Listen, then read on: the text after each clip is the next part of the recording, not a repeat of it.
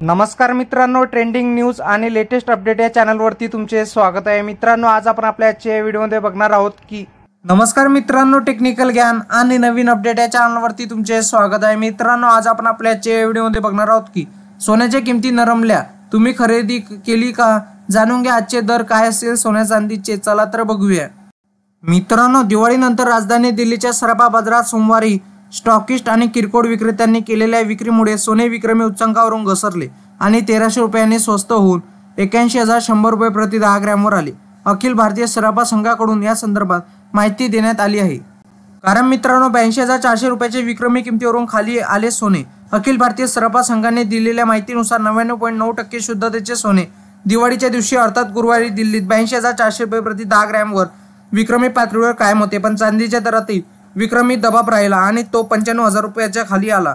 चांदी 4,600 रुपयांनी घसरून 94,900 रुपये प्रति किलोवर आली। मित्रांनो, तोपूर्वी गुरुवारच्या व्यवहार दरम्यान चांदी 99,500 रुपये प्रति किलोवर बंद झाली होती। स्थानिक बाजारपेठेत ज्वेलर्स आणि किरकोळ विक्रेत्याकडून मागणी कमी झाल्याने सोन्याच्या दरावर परिणाम झाल्याचे व्यापाऱ्यांचे म्हटले जात आहे।